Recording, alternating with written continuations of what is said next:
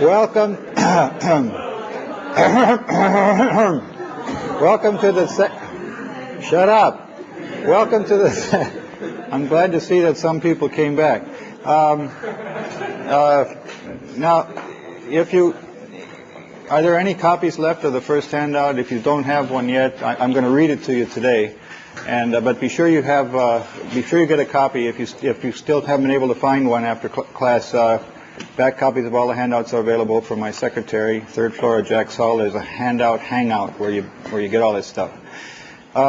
Let's see. The other thing is, well, I don't know. There isn't anything else until Tracy gets back here. Barry? For those of us who don't know tech and want to try to learn, could you make the source of this available so that we could try to sort of pound the first section you have into the proof dilemma? Yeah, just ask Phyllis. She's the one who typed this, and she's actually maintained this over the years. Like there's an error that somebody, Oren, I guess, noticed on the first page here. Take a look at this. You see that comma followed immediately by a P there? It looks like it's been done with T-Roth. Excuse me? I gave them all away. Well, it's just that she typed this as two formulas and forgot to put a space between, and so that's fixed now in the file. So you won't see that error in the particular error in the file. There's another very important error in this file, and that is that the name of the author of our required text is spelled wrong. Her name is Mary Claire, and it's terrible for me not to catch this on the proofreading. So please make that, and that also will be corrected in the computer file. This is on the top of page 2, near the top of page 2. You see where the thing. Okay, now paragraph. Yeah, the next paragraph. That should be 1981 instead of 1181. Yeah. Oh. Yeah, the proofreading is another thing that I haven't listed in here. Right? Yeah. It was done on sale, so there's probably going to be 20 characters that aren't going to... Oh, yeah. Who knows? But anyway, Phyllis will give you something, and you can do. Now, there's another partial handout for some of you. There's another handout called Class Enrollment Sheet for the people who are going to be sitting in after the mini course and taking the whole real beautiful course that we're going to have. And so everyone who wants to do that and hasn't filled out the sheet, please do so. And if you're watching this on television now, please go to my secretary and get a copy of this and fill one out so that we have your name and address on file. We're going to make a handout of all the names and addresses for everybody in the class so that they can talk to each other. The people who are out on the TV network already are registered, yeah. I'm talking about the people who are watching on videotape here on campus. Right. Okay, now, as I said, I'm going to read the handout to you today, but I'm also going to amplify it a little bit so it's not going to be completely repetitious. And this is, I'm going to try to cover a total of how many points? 27 points in less than 54 minutes. So on the average, something like 110 seconds per point or something like that. We'll see how we do. But then there's stuff before the first point, so I want to go in order. Now, there's interesting things to read, especially the two texts that are going to be required for the class, and I want to show you those. This is a book that came out last week, Writing Mathematics Well, and I just got a copy of it about 10 days ago, and decided, yes, this should definitely be a text. It's kind of a small book, and it was done on a Macintosh and everything. And they're charging $6 for it. There's a big ripoff, but it's good enough anyway so that I'd like everyone who's taking the course to have it, and it has especially some nice examples in it. Which make it unique. Now, this is put out by the Math Association of America. This is one of the main math groups in the United States. The American Math Society tends to specialize more on graduate level mathematics, and the Math Association more on on undergraduate level math. And so the Math Association has been much more, I guess, as you might expect, much more active in expository writing and putting out materials for that. And so I also mentioned a couple of things that appeared in their monthly journal called the American Math Monthly. And one of them was this manual for monthly authors, and I refer to it on page 2 there. This came out in 1971 when Harley Flanders became the editor of the American Math Monthly, and it goes through and talks about, well, some things are specific for typewriters and things in the old days, but it's another good source. And then 10 years later, the editor, I think, who succeeded him, Bose from Northwestern University, wrote another great thing. Can we make mathematics intelligible? And here's, for the flavor of it, let me show you this paragraph here. Suppose you want to teach the cat concept to a very young child. Do you explain that a cat is a relatively small, primarily carnivorous mammal with retractable claws, a distinctive sonic output, and so on? I bet not. You probably show the kid a lot of different cats saying kitty each time until he gets the idea. Okay. So he says, there is a test for identifying some of the future professional mathematicians at an early age. These are the students who instantly comprehend a sentence beginning, let x be an ordered quintuple, at pi sigma script b, where is that? Okay, so anyway, this is that's another nice little thing, and he wrote this just when he Flanders wrote his when he began his editorship. Bose wrote his after as his last thing for the editorship. Now, the current editor of the Math Monthly is Herb Wilf, who took over this year, and he happens to be one of the people who's going to be a guest lecturer in this course later on, and I'll be showing you some of his writing, some of his good examples of writing and so on. So the Math Monthly tends to have been a source of good advice on writing math. They also have a prize that they give every year for the best expository paper on mathematics that appeared in the journal and so on. They're interested in trying to keep up with it. Okay, now the next reference I have on the list here is Strunk and White, Elements of Style. I think most people know this little paperback. It's 85 pages and it's kind of small, and you can go through it fast and enjoy it. I don't know who Strunk is, but White is a guy who wrote Stuart Little and Charlotte's Web and some things for grown-ups too, I suppose. Oh, okay. So he effectively took something that Strunk had done and like all good TAs rewrote it. And Oren told me this. I'm sitting here. He's my TA who rewrote my class notes. Okay. So Strunk and White. It's a fun book. Sometimes I think he cheats and he makes a point between good and bad, and bad and good. And when he changes from bad to good, he changes two things in a sentence, one of which is the thing under discussion, and the other one is what makes it work. But it's a fun book anyway. Still, I don't require it as a text. The one I require as a text is this lovely book called A Handbook for Scholars, and you can get it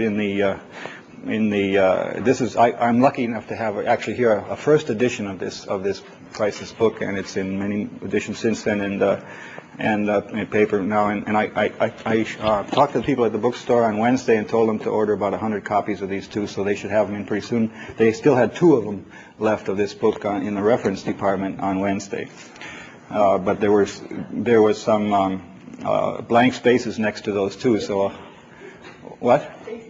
Stacy's has the book, yeah, and it's you'll find it everywhere. And I love the book. I never liked the title very much, but I always loved the inside of it very much. And the reason that it's also especially relevant to computer science is that she wrote it after having spent a year or maybe more at Yale Computer Science Department working with the computer science reports there. And so there are a lot of examples in the book that are specific to computer science that makes it relevant. Okay. Now, there we are. Oh yeah, I forgot to tell. Oh, I didn't bring that one with me. Too bad. There's a book. There's another paperback you can get from the American Math Society called How to Write Mathematics, and it's got four essays in it, and one of them is really great, and the others are okay.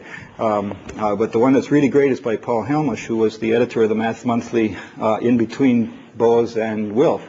And Helmusch is considered by many people to be the best expositor of mathematics alive, and it's just a treat to read things that he writes. And this essay that he has in there, How to Write Mathematics, is another great one. I wanted to show that on screen, but I forgot to bring it with me. Okay, now, those are source materials, but otherwise there isn't a great deal about the specific topic, and still I think we're going to be bringing up issues in the course that as we go through this quarter that haven't been said in any of those books, and that's one of the things that's fun for me. I'm going to try to see if we can't capture some of these things that I at least think are important and maybe get a better understanding of the problem. Okay, now to the points. How many minutes do I have left? Oops. Okay. So the first point, these are ordered in not necessarily priority order, but there's a little bit of logic to the order, I guess. The first point is specifically for mathematics. That is, we often deal with formulas in mathematics very often, and one of the crucial things I think for a good exposition is to separate two different formulas with some non-formula. And so here's the example. I said, can we get up a little closer on this, John? So consider S sub q, q less than p, and this is better to put the word where in there, just to separate the two. Otherwise, it looks like it might be one formula. Okay, now the next one, something that I feel much more strongly about, and that is never start a sentence with a symbol or a formula. Always put something else in front of that word. Now, this is something that I see violated a lot in certain textbooks where the copy editor didn't particularly adhere to this rule. And of course, I'm going to give you a lot of rules today, and you have to understand that rules are always proved by exception, and one of the things that are rules for somebody else might not like and feel strongly that it shouldn't be a rule, and so on. So I don't believe everything that these other books say have to be followed, and they don't believe everything that I say has to be followed, and so on. If you're consistent, and if you have a reason for what you're doing, that's fine. But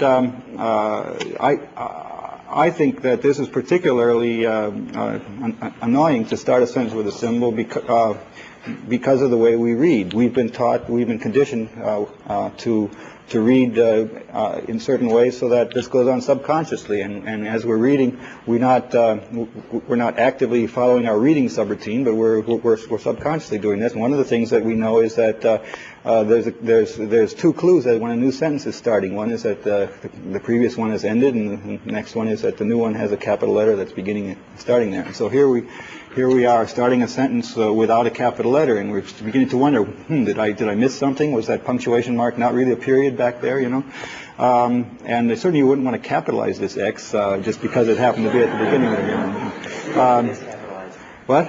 What if it is capitalized? Well, that's a little, actually, I was going to mention that you're stealing this idea from me later, but there's Herb Wilf wrote a nice little essay called "N Coins in a Fountain," and it was better to at least capitalize the N there.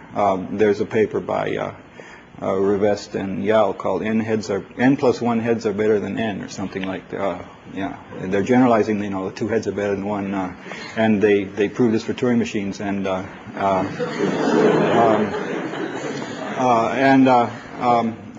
so yes. Well, there's another rule: never put symbols in titles of papers, which I might or might not get into here because that confuses all the retrieval mechanisms for sorting and making bibliographies, and nobody knows how to deal with the fonts and so on. So but when you have a title like N Coins in a Fountain, how can you improve on that? And I don't know what to do in some. So you can usually say something in front of the symbol. You can also change your whole sentence around so you don't say it that way. So I say the polynomial or something about that thing, about that formula will start the sentence out fine, and then the reader won't mind knowing that it's there. But you read it at speed, then you won't have to jerk when you get to the beginning of a new sentence that doesn't start normal way. Okay, now let's see. What was I going to say? Indistinct zeros. Yeah. Okay. Now, the next thing is something I already mentioned on Wednesday. There are certain symbols that are useful in homework papers and so on, but generally not in a expository piece of writing. it's better to use words instead. And this is just so that I don't know, something looks like English, people will read it. And otherwise it looks a little more, the whole paper tends to look too much like an unreadable mess. So replace them by words.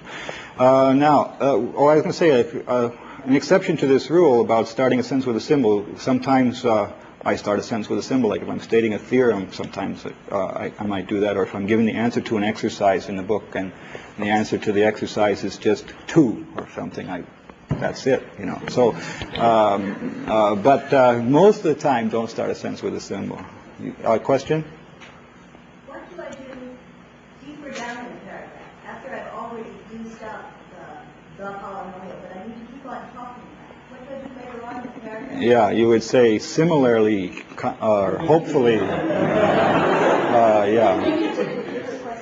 Yeah, the question is, what do you do if you're down in the paragraph and you've already said the polynomial several times? Yeah, or yeah. And my answer was try to put some other noise word in front that would tie it to the other for the proper variety of sentence structure. But this, a lot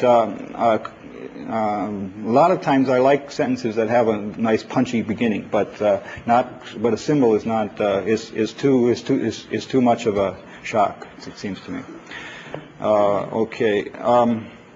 Now here's a let's see, what is it for? The statement just preceding a theorem, algorithm, and so on should be a complete sentence or should end with a colon. And I give an example where the sentence sort of runs into the theorem. We now have the following theorem. I don't know, just I don't particularly like this style. I call this bad on 3 counts, including Rule 2. And Rule 2 was saying don't start a sentence with a symbol, and so I don't usually like to start a statement of a theorem with a symbol, but it's sometimes allowable depending on the connection. What's the other count? Let me see. I ran it through here. Oh yeah, there's a sentence coming in. There's a rule coming up that says that when you state a theorem, the main results that you state in a piece of writing, it's better to make them self-contained rather than depending on context. And so I rewrote it like this. I said the function h of x, like starting with a word, defined in 5 is continuous. So in other words, I want to say what is h of x, and not just the idea is in the theorem somehow. Make it so that somebody can turn back to this page, open the book here, and plug in the theorem without having to have read everything that preceded it to know what the theorem is saying. This is for the major parts of a paper. A subsidiary result doesn't have to be self-contained, but the main things it's better, I think, to do it. And even better would, instead of just saying we can now prove the following result, it'd be better, of course, to have some motivation, tying it up with the previous with what you've said before that, and so on. Here I have Rule 5. See the restatement of the theorem in the example on page 1. Oh, that's also an example on page 1, not only the previous example. So there's a restatement of a lemma here. No, that's wrong. This should be in the example in point 4. Sorry, I changed that last week, and I shouldn't have. Okay, this is the example that I just gave in point 4. So the statement of a theorem should usually be self-contained. I've already said that. Now, the next is the word we. Here's something that is generally, it's been a revolution. When I think 15 years ago, people didn't use we the nice way that has now become customary. And so I don't have to stress this very much. That now it means you and me together, the two of us as a team. The reader and we're in the same room. We're talking to each other. We're interested in the subject, and so we say we. It used to be that people would only say we when it was formal. It really meant I, but somehow in my corporate self, my persona, I would speak as we. I will now announce the following result or something like this. that's tended to go away. But it used to be a formal way of speaking in certain cases. This week, Doonesbury is doing a takeoff on USA Today, and he's so I guess it's something like 83% of us rarely eat beets, and so they're even in USA Today. They often have headlines that talk about us, and that means everybody in USA Today, right? So we're getting used to this idea that the reader and the author are a team. And also, it's very important, though, to have a passive voice. Instead of saying something can be proved, you can say we can prove it. It's much more vigorous. So now the good first sentence of example 4 is much better than the following result can now be proved. I'm repeating myself. Okay. The good first sentence was we can now prove the following result. Okay. So so it's a dialogue. We're thinking of you and me as we're going along, and there's also the word you. Then what about using you when you're writing? And we often will find it useful to use an imperative sentence. We'll say, well, let's see, let X be. That's not exactly imperative. That's a different mood, I suppose. But every once in a while, there's definite use of an imperative, especially when we're giving an algorithm. We say do this and then do that or something. But you can also use the word you. Sometimes it depends on what I'm writing. Sometimes I'll feel that it's a very personal dialogue between them when I would like to refer to you and somehow directly because you're important to this discussion. And be careful that you're not talking down to the reader in this way, like you wouldn't understand that or something. But I also found that in the help messages for tech, it was very helpful to actually use I and you in these messages. And so here's the computer speaking to the user and saying, I can't understand what you just said. And of course it can't understand it. You're just a computer, you know. But the point is that that English language was designed for people speaking to each other, and so it's much more efficient when we get to use all the power of it. And we get to use these things like I, you, and so on. And otherwise, if we go to these long circumlocutions to get around using these things, then it takes a lot more lines, and the help messages gets longer and much harder to understand. It's much easier if you can use I and you get right to the point, and in a given number of characters you can probably convey 3 times as much information. So you is a fairly good thing sometimes in technical writing too, I think. But I now is another one, and tend to avoid it unless there's some reason why the reader is interested in you as the particular person you are, and so. As I get older, I tend to use I much more in my writing because I'm much more conceited than I used to be, and I'm much more these people are really interested in Don Knuth, and all this, and so I'll say that. Or if I'm writing a particular account of something that I learned, but somehow the fact that I was working on it myself was important, then I do say that. But on the other hand, usually that's not important to the text, and so so like in the art of computer programming, I say I in the preface to the reader at the very beginning, and then in the rest of the text, the word I doesn't appear there except in one place where I have a footnote. It's a discussion of hashing, and then I have an asterisk and a footnote at the bottom of the page that says the author cannot resist inserting an autobiographical note at this point, : I first thought of this algorithm in 1962, and it changed my life and made me think of writing this book, and so on and so on and so on. So at that point, I had a footnote where I felt that I was important, but I introduced the footnote with a phrase saying the author cannot resist inserting the following note. Okay, so I felt sort of strongly that I wasn't I for the most of that book. Okay, well that's the now. Point 7, a rhythm in sentences. Read what you've written, change the wording if it does not flow smoothly. And this is something that that comes somehow the ear tells you that something is jerky or awkward or it's smooth. And I don't understand what this is, and I don't know if I'll ever be able to understand it. But I know that sometimes a sentence will definitely just sound to me has the wrong rhythm. If I change a word somewhere in the sentence, I want to change several words elsewhere in the sentence because they need to go in order to fix the rhythm. Now I don't understand why. I said here merge patterns sometimes was better than merging patterns, and other times it was vice versa. I couldn't be consistent between the two because sometimes I would go back and I would change all the other ones, and then I would say no, that sentence isn't right, and it doesn't sound right anymore to me. I don't know why, it just didn't sound right. Now there are many ways to say things like therefore. You can say so, you can say hence, you can say therefore, consequently, different number of syllables in these different ways of saying therefore, and depending on the rhythm of what goes around, and there's also tempo, rhythm and tempo. There's as to how fast you're communicating, how fast the argument is going. Sometimes you need a long word for therefore, sometimes you need a short word for therefore. It depends if it's a quick therefore or not. So it's a matter of your feeling for the argument or so on, but it's also a matter of rhythm. But I think tempo is involved there too.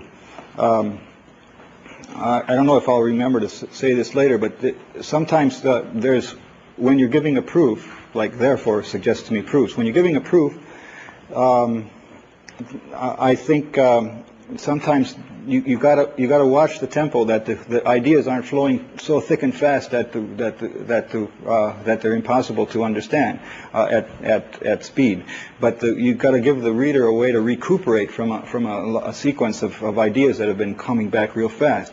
And so sometimes I insert noise words against all the rules of writing, and I'll say because of the fact that something or other. Now everybody knows that a copy editor will with a blue pencil will look at a sentence that says because of the fact that, no matter what came before and what came after, we'll take the blue pencil and erase everything but the word because x equals 0 is instead of because of the fact that x equals 0. That's redundant. However, sometimes, not very often, but sometimes I do feel that extra because of the fact that x equals 0 is just the thing in order to make that sentence understandable. Because of what preceded it. Because people are working, and you aren't ready to get x equals 0 yet. You've got to have a little delay there. So these things. Now, on the other hand, these are. Daniel was saying this yesterday at the reception. This is sort of second order compared to some of the other rules here. I mean, some of the things about rhythm are sort of polishing second. After you get the main part of the thing right, then this is there. But still, for quality writing, there's no harm in making second order improvements as well as main art. Now the next one is controversial, but I have grown to like it because of the house style of Addison Wesley. It was taught to me by my Addison Wesley copy editor, who revised my book in the 60s, The Art of Computer Programming. And so what happened is I had said in my original manuscript things like assume A is a group. I might have said assume G is a group, but anyway, I would have said something like that in my manuscript. And the copy editor changed it and put the word that in. Assume that A is a group. It's a matter of rhythm, actually. It's nice to have a little. You notice there's a stress on assume. Assume that A is a group. Da da da da da. It's nice, musical.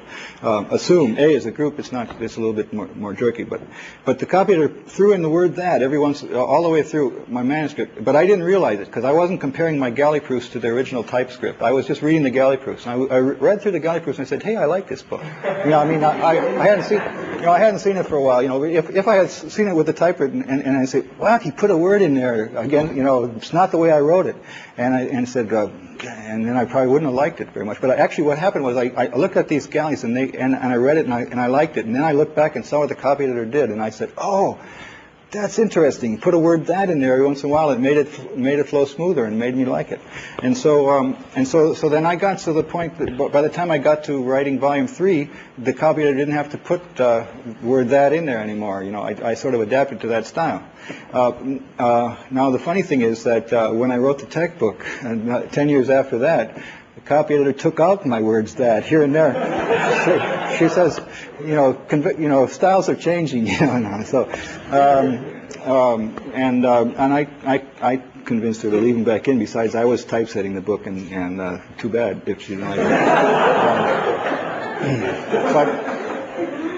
But so assume, believe, suppose.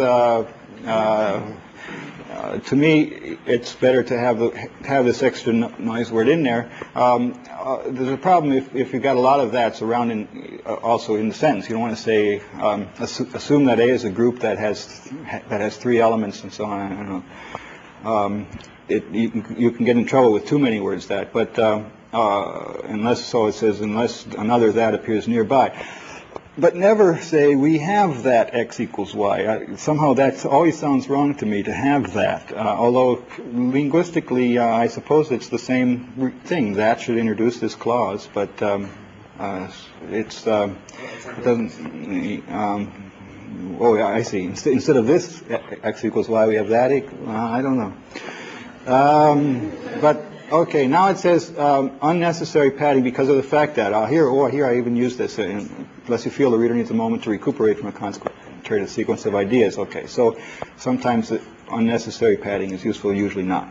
Okay, now vary the sentence structure and choice of words to avoid monotony. Now here's a true story told to me by Marco Schussenberg, a famous French mathematician. They have the same rule in French as they do in English, vary the style and so on. So he wrote a paper on group theory, and somebody copy edited it and noticed that he had used the word group an awful lot. And so sometimes they change it to gathering,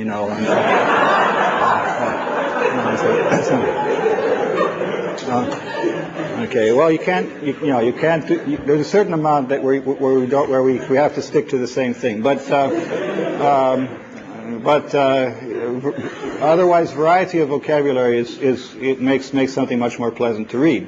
But on the other hand, use parallelism when parallel concepts are there. And so Strunk and White had this nice example. Formerly, science was taught by the textbook method, while now the laboratory method is employed. That is, somebody varied the sentence, but it's much better to say, formerly science was taught by the textbook method, now it is taught by the laboratory method. It's much better because you can see the contrast, and even though it rhymes, method rhymes with method and so on, the point is very clear. Okay, now the word this and also, I don't know, it's not because I don't think I have a tendency to lisp or something, but somehow the S's in these words seem to be sticky in my ear as I'm reading this. And so if I have this, and these, and those, it tends to somehow it tends to be too S-y when I'm reading it. And the word such doesn't seem to be quite so bad as this somehow. But or I don't know why it is, but I call it sticky in a sense that you don't want to have too. Somehow it sticks in a person's mind, and so I have to use very sparingly a few of these words. Also is also a very difficult word because I find as I'm making a second draft, I usually move the position of the word also, either ahead or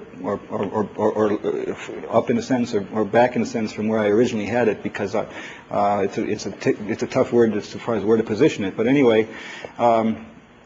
This is something that I definitely notice as I'm writing, that if I overuse these words, then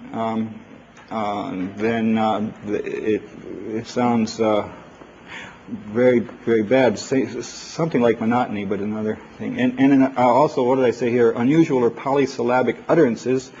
And I say, for example, I better not say utterances anymore in the rest of these notes. There are some words that are unusual enough that you don't get to use them more than once on a page, or more than once every 10 pages. And so utterances is probably one of these words. It just it sounds neat the first time, and then after that you say, "What? This guy's hung up on this word. He loves this word." Okay. Point 10 is what I mentioned, the difference between homework style and textbook style, or term paper style, and so on. Instead of just listing things, tie things together with a commentary. And I also mentioned on Wednesday this about stating things twice in complementary ways, especially when giving a definition. And this reinforced the reader's understanding. And so I already mentioned this on Wednesday. Another thing I didn't mention on Wednesday: all variables must be defined, at least informally, when they're first introduced. When some new symbol comes up in the notation, you should give a clue as to what it means, and so that somebody says, "Wait a minute, have I missed? Did I miss something? It was defined on a previous page. I don't know." Okay, now motivation. I also talked a little bit about on Wednesday. I motivated the statement of lemma 1 by saying that its converse is true. But the definition 1 I motivated by fiat, by saying we will be interested in this because it's interesting, or something that's riskier, as I said on Wednesday. Now, the most important principle of good writing is to keep the reader uppermost in mind. What does this reader know so far? What does he or she expect next, and why? This is also, everything you ever see about how to write well will always tell you, have a very good mental image of the reader. Know who you're writing for. If you don't have your audience in mind, then everything is going to flop. And so you have to have some idea as to what the person that you're communicating with wants to know next, in order to do a good job of writing. Of course, you can't predict all uses of your writing, but you still have to have this idea that, and that's why motivation. That's why I tie this in with motivation, because you have to see why. The reader has to know why to keep on reading, and it might be very clear to you. But you might just be thinking of a problem that you have to solve. I have to get through points 3, 4, and 5, and so you say, and so you can have a tendency to say, and now point 3 is, or something like this, or you'll say, and now we're going to give 3 points, or now I come to the last point, or something like this, and that's more interesting to you than to the reader sometimes. So try to keep track of what the person who's reading this is going to want. Now, motivation here, I say, when describing the work of other people, is sometimes safe to provide motivation simply saying that it's interesting or remarkable or curious or something like that. But if you're talking about your own work, especially, it's best to let the results speak for themselves and not say, "I have just discovered the greatest thing since sliced bread. Look, this is much better than those other stupid results," and so on. And then you start. This immediately turns off the reader, puts him on his guard, and say, "Wait a minute, I can do better than this. This guy really doesn't know what he's talking about." It's better to be modest about the results that you're presenting, even though you are secretly proud of them. If they really are good, that message will come through. And so you don't write to be impressive. You don't hold back and try to say that to the reader, "Gosh, don't you agree how smart I am?" But what you do is you write about the things that impress you. And then the reader can't help but be impressed. This is the style. In other words, when you were working on this problem, what was it that you found impressive and interesting about it? And then that comes through, and the reader will agree that also is surprising and good. Okay, so there it is. Yeah. One thing I'm curious about, you've handled third-person pronouns here with he or she. Yes. You've done it twice in a row there, and basically all solutions to third-person pronouns sound awful to me. Yes. What do you suggest? Okay. Well, there's a very nice discussion of that in here, which talks about the poor men who have to share their pronouns with the women and so on.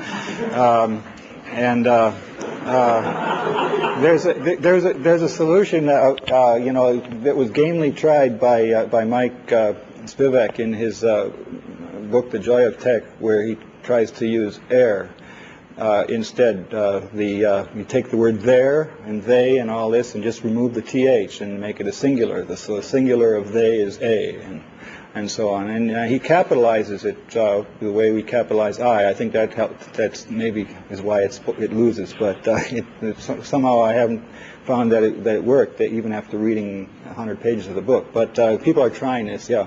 And there's a nice discussion of that in here. And I tend to. Over the years, I've done different solutions to this sexism.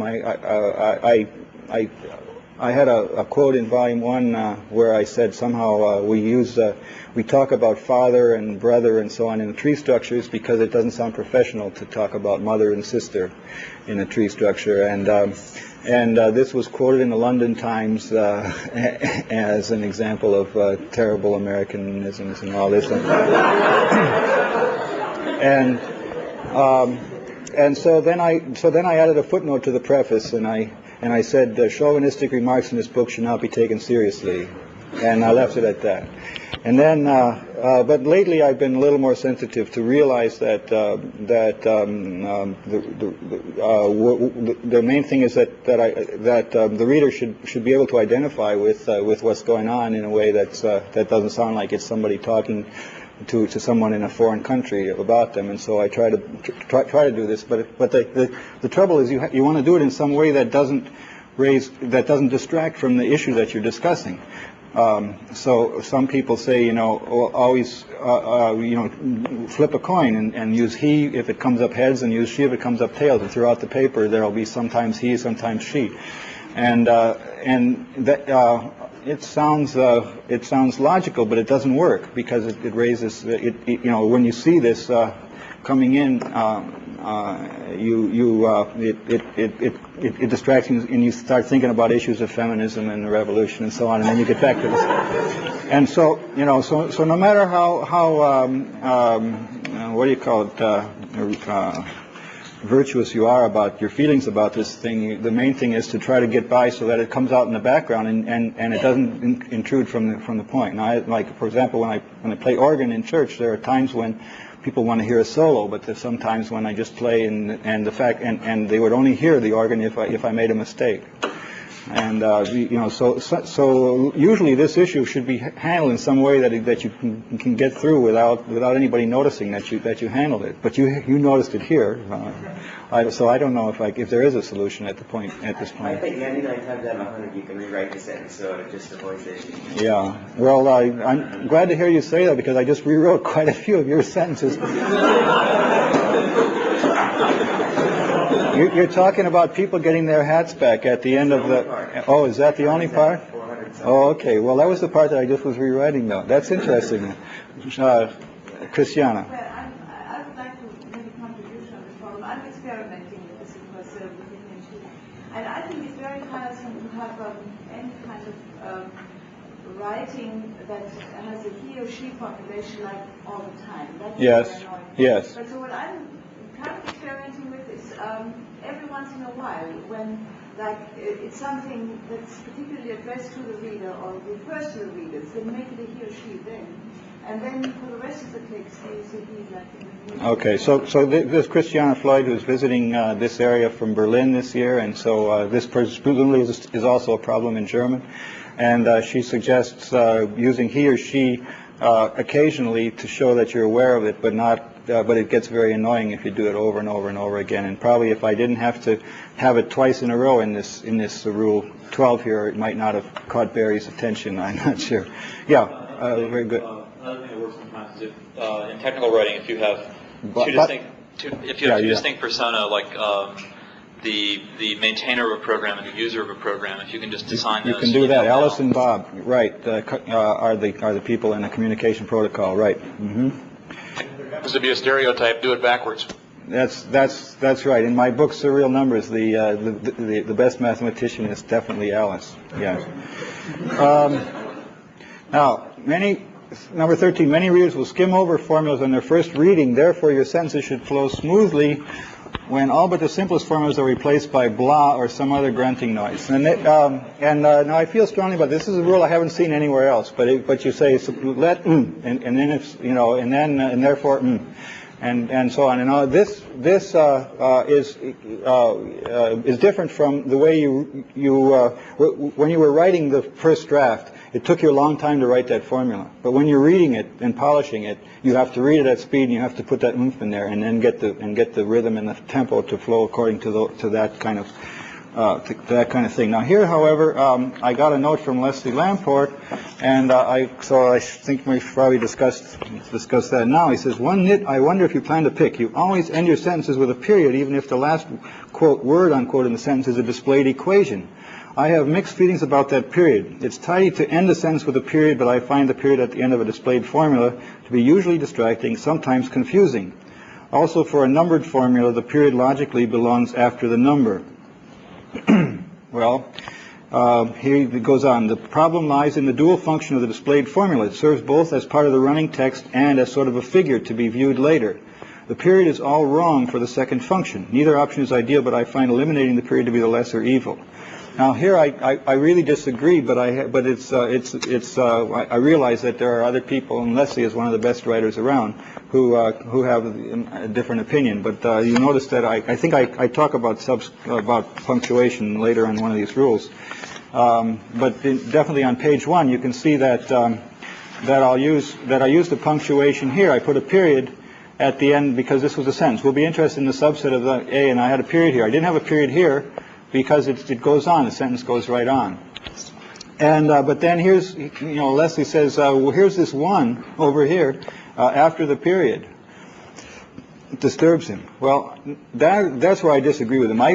This one is to me on another layer. It's not on. It's a reference, but it's not part of the sentence, and it's not. And so logically, it shouldn't. It's not. It doesn't matter if it's on the left or the right or wherever. It's just a tag that happens to be there. It might be in red or some other color, but it's not part of my sentence. But if I didn't have a period here, I would really feel hanging at the end, so for me, I would have to rewrite a lot of sentences. Now that means that it's difficult because if I'm talking about a computer language where I'm talking about statements in the language, period might be a punctuation mark that's in that language, and I can't display a part of a computer program that has a period in it if the period has a functional meaning in the language. And sometimes I have to have sometimes, very often, I'm describing a language, something, for example, in the Pascal program that wouldn't end with a period, but can end with a semicolon. And so my example ends with a semicolon, and then I think of something else to say to end the sentence, because there's a semicolon sitting there, but it doesn't sound right to start another sentence right after a semicolon to me. So this rule about replacing by a grunting noise and so on also applies that I'm still parsing the sentence and keeping track of my voice is rising and falling depending on whether it's a question or something. It's very hard for this reason to end with a question mark. If you say, and now is it true that, and then some formula, and you put a question mark at the end of that sentence, that doesn't work. But to have no question mark there would really be missing the fact that it's a question.